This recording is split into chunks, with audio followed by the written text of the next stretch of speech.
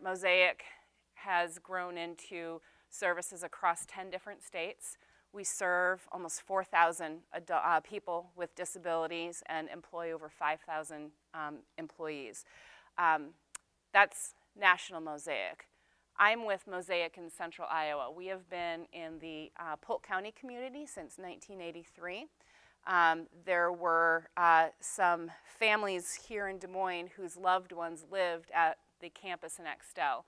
Mosaic has two legacy organizations, Bethpage and Martin Luther Homes. In 2003, those two agencies came together to form Mosaic. So in 1983, there were families who had their adult children living at the Axtell campus. And they approached the ARC at the time, the Association for Retarded Citizens, 1983. It was a very different time in politically correctness then. And asked, what do we need to do to bring our children home, as opposed to driving 5 hours one way, one time a month to see their loved ones. So Bethpage, the legacy organization, purchased land on actually very close to here, not far from here, on the east side of Des Moines, and built 3 8-person group homes from the ground up. So to fast forward to where we are today, Mosaic in Central Iowa currently serves 240 adults with intellectual disabilities. We employ 500 employees, and we have over 50 host homes. The host home program, which is really the focus of this breakout session today, the host home program is a model of service where it's called a number of different things. It's been here in the state of Iowa since 2009, but other Mosaic agencies have had this service model for over 20 years. So Arizona, where Dakota's from, Colorado, they've had host homes for over 20 years. Essentially what a host home is rather than adults living with peers who have disabilities and having staff come into their home 3 different shifts a day, instead of living with peers with disabilities, we contract with host home providers, and the person with disabilities moves into their home with them, so it's kind of a shared living. And it's similar to a foster care sort of system, but for adults with intellectual disabilities. So the host home model falls under the intellectual disabilities waiver. So for someone to receive services in a host home, they have to be approved for intellectual disabilities waiver services, and they have to qualify for the 24-hour supported community living. So we all have been in the arena. We know the alphabet soup of things that we talk about. So you have to be approved for the 24-hour SCL. And really the reason that we have really been expanding our host home model here at Mosaic in Central Iowa is to provide another option to people with disabilities. In 1983, the only option for people with disabilities was a traditional group home, an ICFID licensed group home. That was really the only option. Then in the mid to late 1990s, the waiver services were sort of invented. So that created another option, but that option included living with other adults with disabilities as well. So we, for about 10 years, from 1999 till about 2009, approached the state to see if we could get approval for the host home model.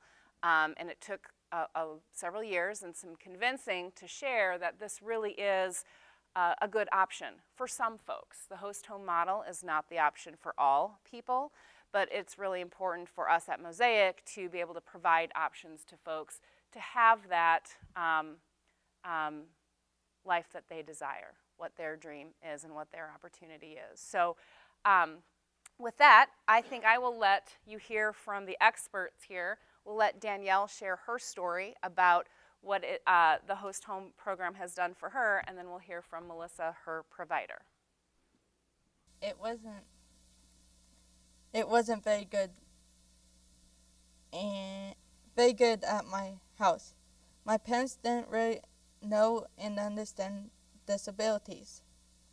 there were fights between my younger sister and me. We didn't get along very well.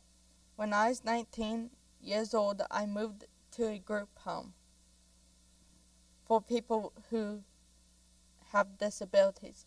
We weren't really involved in activities, and we didn't get to go into the community. It was very isolating, depressing, and stressful. One of my roommates was 40 years older than me, and we didn't get along. I would spend a lot of time in my room alone. I didn't get a lot of opportunities. The group home was shut down for not using the money wisely.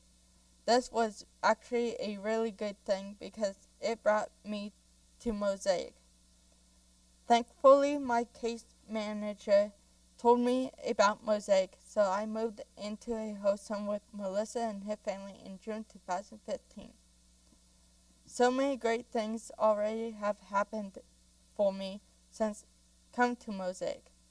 I got to do a lot of hiking and swimming this past summer, and I got to go off the diving board for the first time. It was so cool. I've lost 28 pounds and gotten off many of my medication. I have more independence and can walk our dogs around town by myself and go to the library. Melissa is helping me learn how to budget my money so I pay for things that I need before things I want. I have a goal to get a job so I can save money to go on a vacation, but I'm not sure where yet. I'm a very active self-advocate because I believe people with disabilities deserve to have a voice just like everyone else. In October 2015, I went to Washington, D.C., thanks to Mosaic. I got to meet with Senator Jerry Ernst and Representative David Young and talk to them about Social Security and income to people with disabilities. I went to the state capitol on March 16th of this year and spoke to people there. One of my goals is to get a job and go to college. Before, I didn't have many opportunities to even do that. Now with Mosaic and Melissa, I'm confident I can make my dream come true.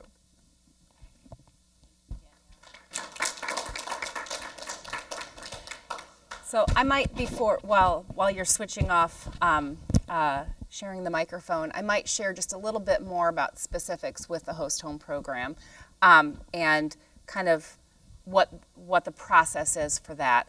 The host home program is it's a regulated service essentially. So I get calls from folks who have lots of questions and wonder, like, where do you find these people who want to be host home providers? The key to a successful host home is really finding what that right match is for the person who's looking to live in a host home. We have about 50 people who are currently host home providers. We have about 50 people who are on our wait list to become providers. And we've never done any kind of advertising for host home providers. It's all been through word of mouth. The process for matching people up in a host home is I do kind of all of the admissions things. So anybody who's wanting to receive services from Mosaic, I'm that first contact. I talk about what service options we have. And then Casey Belzung is our host home coordinator, and she does all of the host home provider parts of things. So for someone wanting to be a host home provider, there is an application process. So you have to fill out and submit an application. You do a face-to-face interview. We do an environmental review, so we go to that person's home and take a look at the environment, kind of check for safety things, but really get an idea of what that environment is like. And when we contract with a host home provider, it's really not just with that provider, but it's with their family, their pets. It's kind of a whole package deal. So as you shared, you get to walk the dogs. It's not just here's, and now you have a hamster. So what's next? What's the name? Aslan. Nice. She looks like the lion. Really? Aslan from the Wish the World Where When the Lion. Narnia. Okay, all right. So it is really not just here's my bedroom and the host home providers just let me live there. It's becoming part of that family. So the process for the host homes is really a lot more than a job interview, as Melissa could probably attest to. We ask questions like, we ask about family values, we ask about routines, we ask if church is important, or what other routine activities are important. We ask, where do you like to go on your family vacation? Are you kind of homebodies or couch potatoes, or are you like on the go, go, go? Well, on the go, go, go. I know the answer for you all.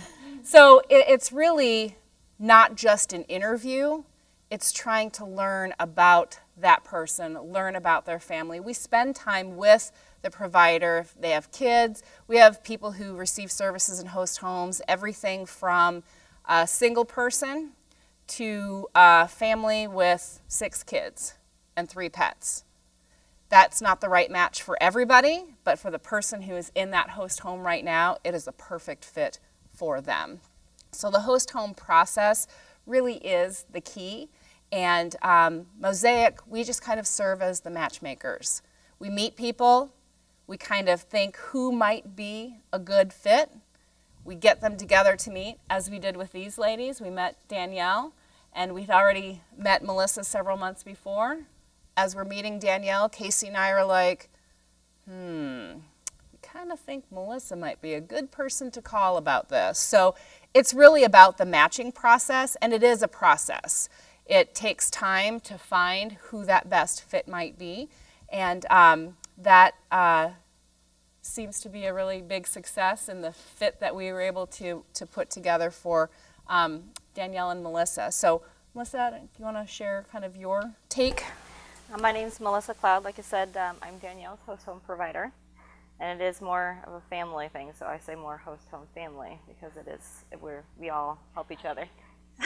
She loves us right now. Anyway, like I was introduced, my background isn't necessarily, I guess you would say, career-wise, it wouldn't have been more disability-oriented. I have my master's in public administration with emphasis in public policy. So the past 13 years, I've spent a lot of time working in legal and banking compliance. So you might question, well, what brought me to the host home program? I have a loved one that's close to me that I care for and advocate for who struggles with mental health issues.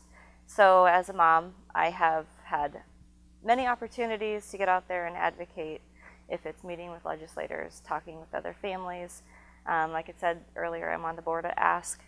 Very, very passionate about making sure that families have the resources and supports they need to advocate, if it's in the school setting, if it's with your insurance company, or if it's in the legislative field. So moving through my legal career and working in compliance, I was fortunate enough to have an opportunity in regulatory compliance. So you learn a lot about the legal process of how laws are made, how rules and regulations affect if it's a business, no matter what type. So do a lot of research myself on different legislative issues that are pending, and make sure that I go out and do contact my representatives to let them know how those proposed changes affect our lives. Leading me into the host home program, my mother is also a host home provider. So she has spent her entire lifetime working with either juvenile delinquents who also have different disabilities, working previously at Child Serve with the state, and now being a host home provider. So I've got that firsthand exposure and working and being with other individuals with disabilities of any kind. So using the skills that I've acquired through either education, personal experience, being a mom, and now being in the host home program, I've helped Danielle learn those ways to advocate So she's been a very effective advocate, meeting with our senators, meeting with local representatives on Capitol Hill here, and helping share her story in a way that will help other people see the value in supporting either funding or services for people with disabilities. So I'm here, obviously, to support Danielle, share her story. I wish I had a picture of the before and after, because who she is today, you wouldn't believe who she was. She has done an excellent job with improving her hygiene, communication skills. Her self-confidence has gone from 0 to 100. I have nothing but very positive things to say. It's been a learning process for everybody. It's been really good for myself and my family, as well as Danielle. In our community, it's changed.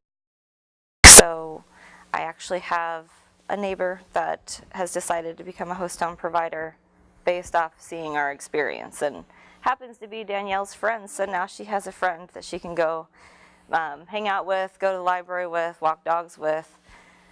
And last night she was just invited over for her friend to make her dinner. So they're getting the opportunity to learn those daily life skills, and then have kind of the more normal experience in the community, not being someone that's standing on the sidelines, but she's active and engaged. So I'm available afterwards if there's families that have questions, or any individual that might be interested in being a host home provider. I agree with what Jen said. It is really important to find that balance. So if you are interested in being a provider, patience. Find that the best fit is the most important characteristic to have. So I'm free afterwards if anyone has questions. Does anyone have questions now? We can, yes, sir.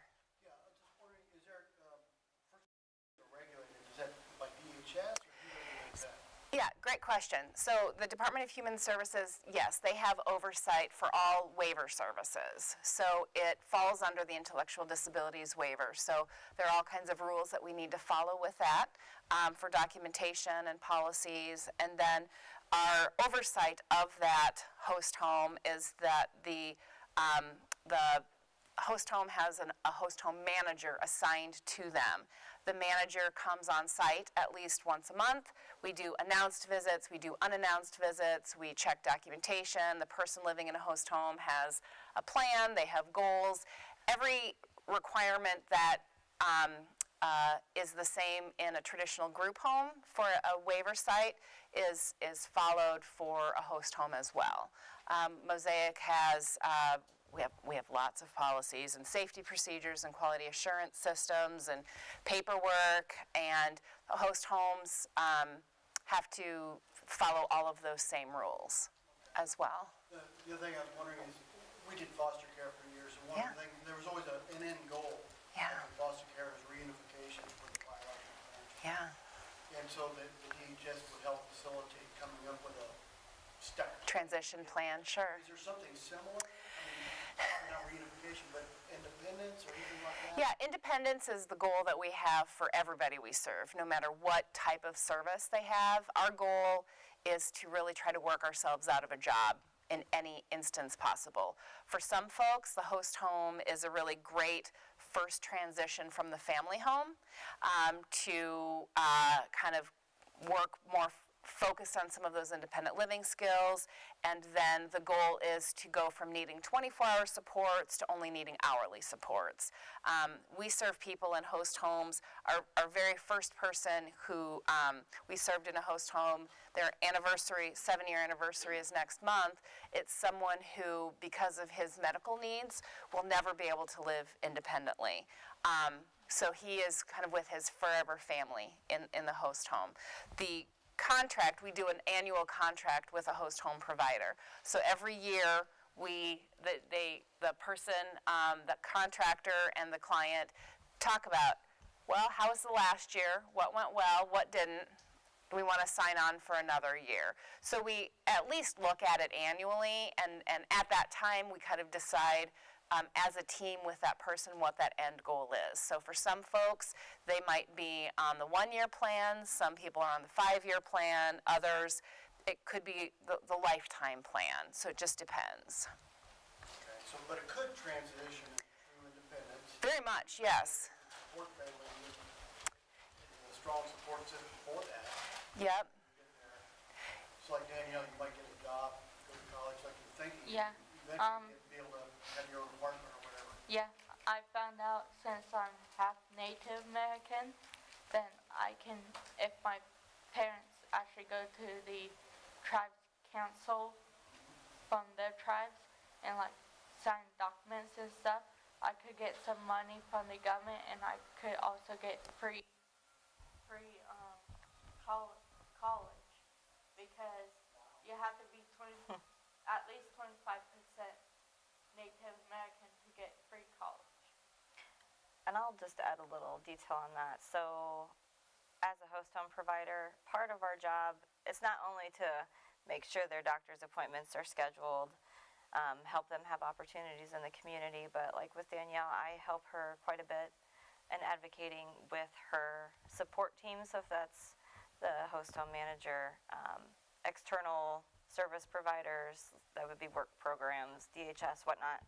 So helping kind of get the ball rolling and making sure that they're finding opportunities for her and that good fit. So like Danielle has really awesome news to share, but you begin something later this month, I believe, right? Oh yeah, I'm going to TriSub May 16th for Links Association job search. I'm going to TriSub. Mm-hmm. Yeah. So her big goal here is, to get those, if she can't get it traditionally, it's getting those job skills that she can put on a resume, with the intention that when she is able to complete her project search internship, she could have another one at a different location just to see if there's other opportunities that might interest her. But the goal and opportunities to have full-time employment would be much more increased then. So she has the potential to have a full-time job when she gets done with her training programs. I'm just going to probably stay with that one because the other Try it one's out. like 24.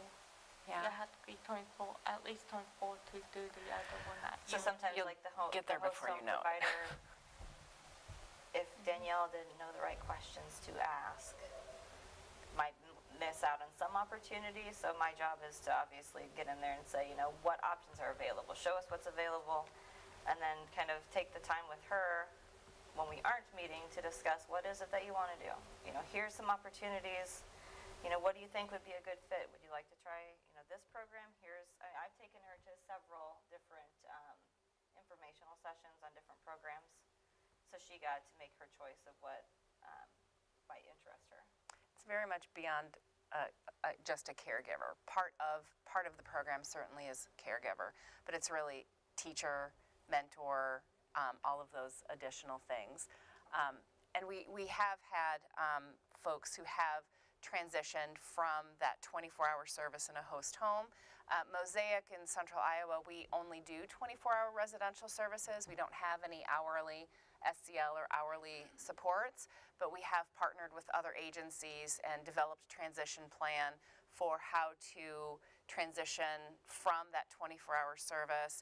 Here are the things that we would kind of need to work on, the safety plans and those things, and partnered with agencies that do provide that hourly support and really work together as a team to come up with that plan. So for some folks, it's just a short term. For others, it's longer term. Very individualized, though. Yeah. I think maybe it just goes right back to that right match. And we have some host home providers who are busy 7 days a week. And if we can find those things that they have in common, then that might be a first place to see if there's a good fit. We have folks who belong to clubs, who do volunteering. Mosaic, as part of our mission statement, is that our goal is to help people find their definition of a full life. So we really start with that for the person. And I am talking about host homes. It's not the right fit for everybody, so this isn't a sales pitch or anything. But for some folks, some of the barriers that, and we have over 50 host home or group homes that we operate with Mosaic here in Central Iowa as well. So some of the just barriers to that include the turnover of staff, the inconsistency, some of those things. So the host home for some folks has really removed some of those barriers and increased some of the outcomes for folks when I don't have to wait every 5 days to pick what my activity is going to be. It's when we find that right match, it's really consistent and tailored for that person as well. We serve folks in host homes from age 18 to in their 90s. So just the state of Iowa says you have to be at least 18. Beyond that, we'll find the right match and go from there. Yep, so the host home provider is simply contracted to provide that 24-hour supported community living service. The provider can't be a legal guardian, and it can't be a biological parent. So those decisions are still with the guardian, or they're with that person if they don't have a guardian. Financial decisions, if they choose to have a representative payee. So all of those legal decisions still remain with either that person or with their guardian. The contractor is simply, and I say simply, which it's a huge job, so it's kind of false to say simply, I'm admitting that, Yeah. but their focus is really providing that supported community living. Any decisions beyond that are made by the guardian, and Mosaic's role is to facilitate kind of like case management, but we work with a case manager, or now the MCO, whatever as well, whatever that will look like. But we facilitate what that service is, and then the contractor provides it. So any of those legal decisions remain with the guardian or the person if they don't have a guardian. Like me, I'm my own. Like you make those decisions, So right? I make the decisions. I would say the other thing to note, although I don't make those decisions for my client, there might be things that I would encourage that would make sense, such as, being a renter. It's probably a good idea when you're on limited income to make sure that you have renter's insurance. If a fire happened, then you wouldn't have to worry about how am I going to replace everything I own.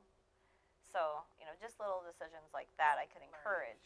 Serve as an advocate. Right. Yeah, pretty much. Is there like a guardian ad litem? No, each situation is individualized, so if somebody doesn't need a guardian, but they maybe are asking for assistance with decision making, that's great. But for other folks, if they have a guardian, the really neat thing about a host home is that it is very much a collaboration with guardians and host home provider. They're kind of partners in making sure that the person's needs are being met. So the legal decision making, of course, stays with the guardian, but there's that collaboration and that discussion between them, with Mosaic, of course, as well. So, Try to help you get matched up with. No. I kind of. I kind of went to Mosaic with my case manager, and then they asked me stuff like, what's life, fulfillment of life, and I told them fulfillment of life is. Let's see, what did I say? I forget what I said. can I jump in? Yeah. Because I was at that meeting.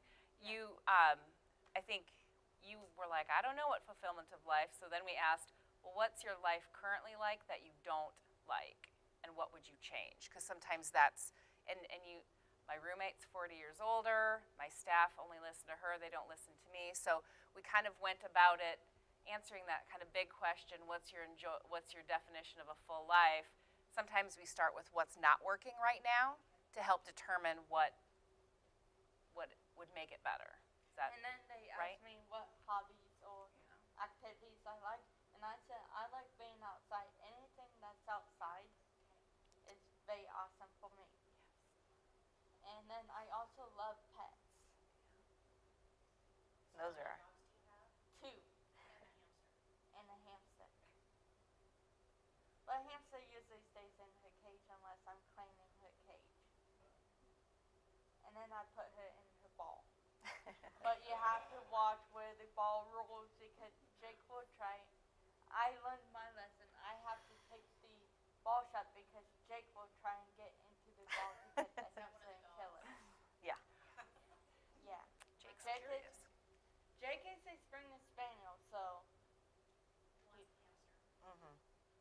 got the first hamster we had. And it was only Never a like dull moment. a few hours old, and he got it.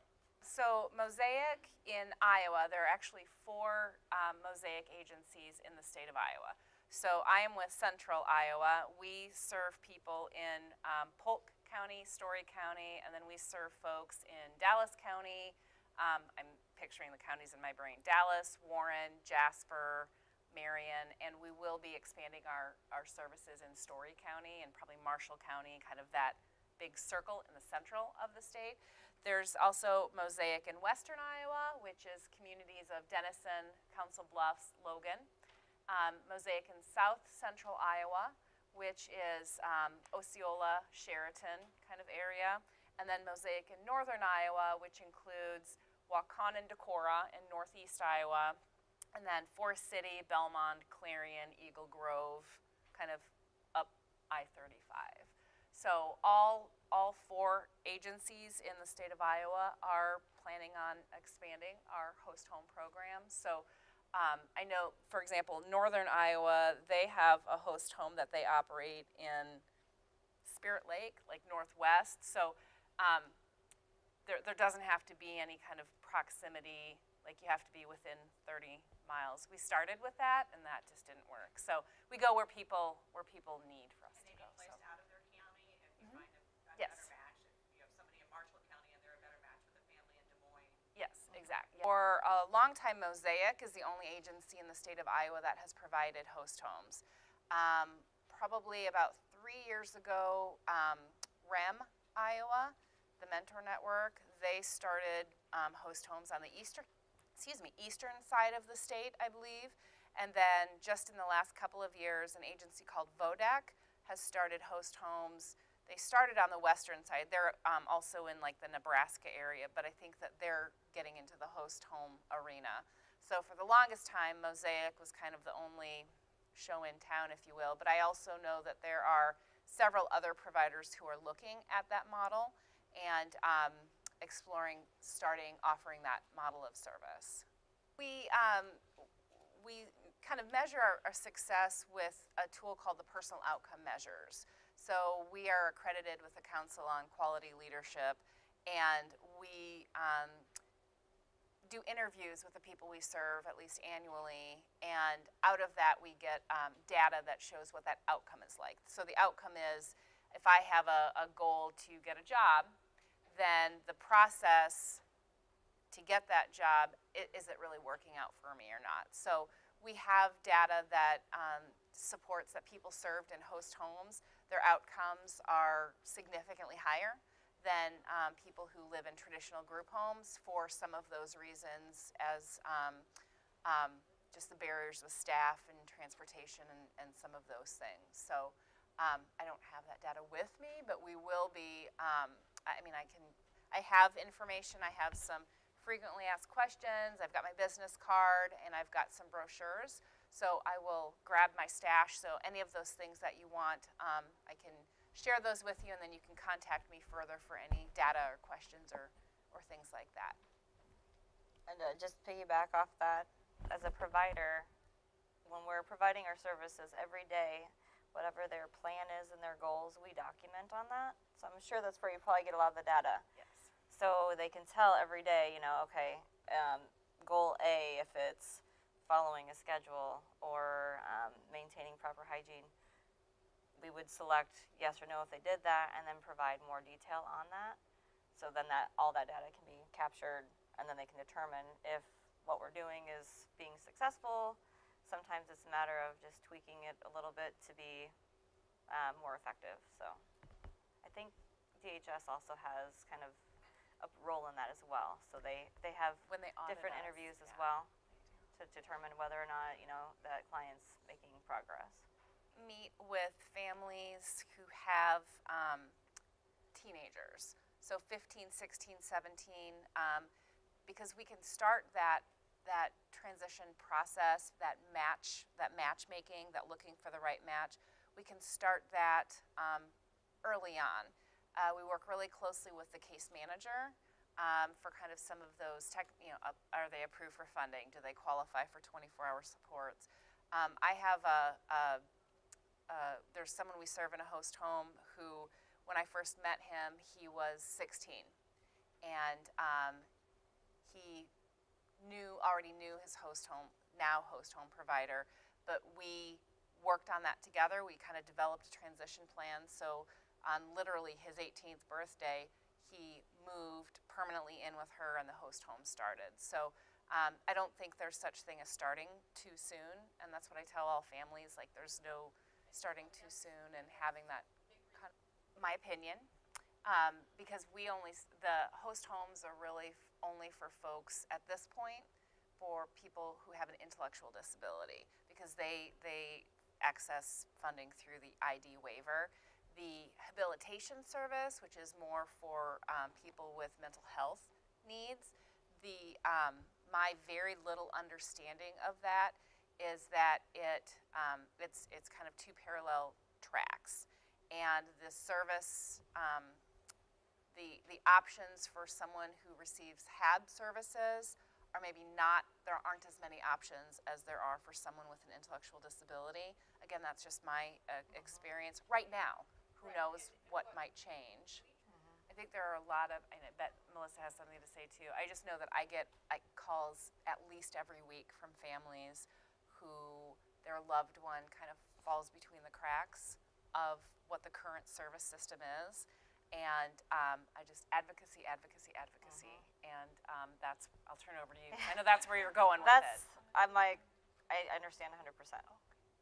I have my own challenges that I have to deal with as well, but like Jen said, there are a lot of limitations when it comes to different services that are available. Obviously, contacting, be the voice. You have to be the squeaky wheel. Share your story over and over and over. Part of the reason why I'm on the board at Ask. A suggestion, I actually just had to step down from this council because I have enough on my plate right now. But the Department of Consumer Affairs, they're looking for feedback on what they can do to provide more services and opportunities for people more on the adult mental health side. So you could always reach out to them, and again, sometimes it's being that continual voice. Keep calling, keep asking, keep pushing. Sadly, I think the biggest thing, going back to the advocacy piece, because I never found out through navigating this process, I said it's almost like you're in a maze with your blindfolds. You can't hear anything, can't see anything. You're feeling your way through this complicated maze and constantly hitting dead end after dead end after dead end.